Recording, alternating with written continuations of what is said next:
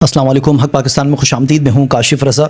नाज़रीन, हमने last week बनाई थी ईरानी रियाल के हवाले से वीडियो, जिससे बहुत अच्छा हमें फीडबैक मिला। कुछ नेगेटिव कमेंट भी आए, वो तो हस्बे मामूल आते ही हैं। हर बंदा आपके मिजाज के मुताबिक आपको सपोर्ट नहीं करता।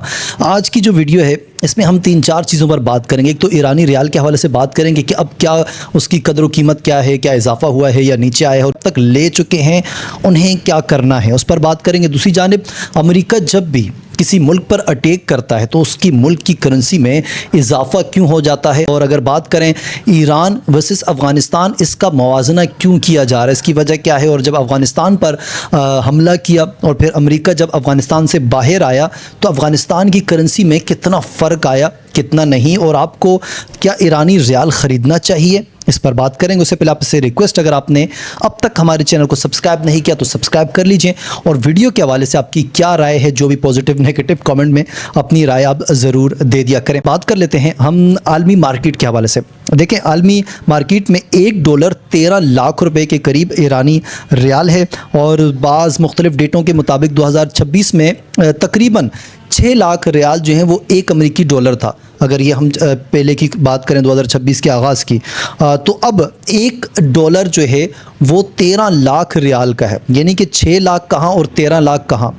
अब ये जो है वो गिरावट हुई है ईरानी रियाल में, बतदरीज जो है वो फ़र्क आया है, नीचे की तरफ गया है, जबकि हमारे कुछ लोग ये समझ रहे हैं कि शायद उसकी करेंसी में इजाफा हुआ। देखें, आलमी मार्केट में बिल्कुल इजाफा नहीं हुआ। ये हमारी मकामी मार्केट है या ब्लैक मार्केट है, जिसमें ये बड़ा चढ़ा के पेश किया जाता है कि आप जो है वो ख़रीदें, ये आपको बहुत ज़्यादा फ़ायदा होगा, जबकि ऐसा नहीं है। उसकी कदर कीमत में काफ़ी ज़्यादा फ़र्क आया है। और अब की जो रेट है, हालिया रेट, वो मैं आपको बताता चलूँ, 15 लाख प्लस ईरानी रियाल जो है वो $1 का है, जो मुसलसल इसमें गिरावट आ रही है। और उसकी वजह जो है वो भी मैं आपके साथ शेयर करता चलूँ। देखें, जंगबंदी तो वो बढ़ा दी गई है अमेरिका की जानिब से, लेकिन फ़िलहाल मामलात किस रुख पे जाएंगे किसी को नहीं मालूम। मुज़ाकरात होते हैं, नहीं दो होते, दूसरा दौर जो है वो अब तक उसका आगाज़ ही नहीं हुआ।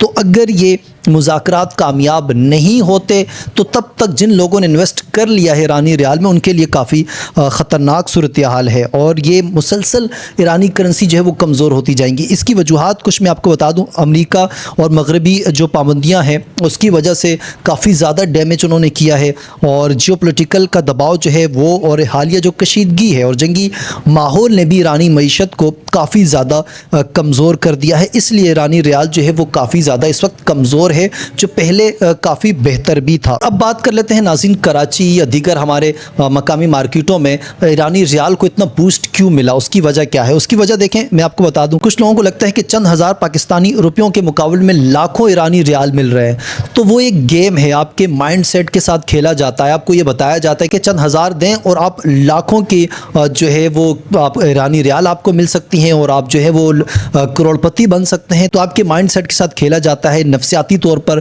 और आपको बताया जाता है कि जिसकी वैल्यू में बहुत ज़्यादा इजाफा हुआ है, जबकि ऐसा कुछ भी नहीं है। कुछ लोग ये सोच कर भी ख़रीदते हैं कि अगर ये सूरत हाल बेहतर होती है, पाबंदियाँ ख़त्म हो जाती हैं, तो शायद हम किसी तरीके से हम कमा सकते हैं, हमें कुछ बेनिफिट्स मिल सकते हैं, जबकि ऐसा नहीं है। हमने अपने लास्ट व्लॉग में भी आपको बताया था कि जब भी ये ईरान की सूरत हाल हम चाहते हैं, उम्मीद करते हैं कि इंशाल्लाह बेहतर होगी, जंगी माहौल जो है वो ख़त्म किया जाएगा, पाबंदियां जो हैं ईरान से वो हटाई जाएंगी, ईरान की करेंसी भी मुस्तहकम होगी। लेकिन जब भी करेंसी मुस्तहकम होती है तो ये ऊपर के जितने बड़े नोट्स हैं ये तमाम के तमाम ख़त्म कर दिए जाएंगे, और जब ये ख़त्म कर दिए जाएंगे तो जो आपने ईरानी करोड़ों रुपए ख़रीदे हैं वो रद्दी की टोकरी में चले जाएंगे। तो आपको एक पैगाम मेरा नाज़रीन वो इतना सा है, और फिर आगे चल के हम अफ़गानिस्तान और ईरान हवाले से मवाजना करेंगे कि सूरत हाल दरअसल क्या है, कि आपने अब तक जो भी महंगो दामों ख़रीदा है, कोशिश करें जितनी जल्दी निकल सकता है, और जितना कम लॉस आपको होता है तो आप वो वापस कर दीजिए, वो आपके लिए ज़्यादा बेहतर है। अच्छा, अब नाज़रीन कुछ बात कर लेते हैं अफ़गानिस्तान और ईरान के हवाले से। एक ये तासुर दिया जा रहा है कि जब भी अमेरिका किसी मुल्क पे अटैक करता है और जब वहाँ से वापस निकलता है तो उसकी करेंसी में इजाफा हो जाता है। एक मिसाल तो हमारे सामने है अफ़गानिस्तान की। देखें, जब ये जंग शुरू नहीं हुई थी तो $1 73,000 अफ़गानी रुपया का था, $1। और फिर उसके बाद जब ये जंग होती है मुख्तलिफ ग्रुपों की आपस में, तो उसके बाद का जो रेट है वो मैं आपको बताऊं, $1 46 से 57 रुपये के करीब अफ़गानी करेंसी में था। यानी कि अफ़गानी करेंसी कहाँ 73,000 और कहाँ 50 से 57 रुपये پر ڈالر آپ کو مل رہا ہے. تو بہت بڑا فرق آیا ہے افغانستان میں جنگ ختم ہونے کے بعد. تو بہت سے لوگ یہ سمجھ رہے ہیں کہ اگر ایران میں جنگ ختم ہوتی ہے تو اتنا بڑا فرق آ سکتا ہے. دیکھیں یہ سب کچھ ممکن ہی نہیں ہے, کیونکہ افغانستان کی مثال کچھ اور ہے.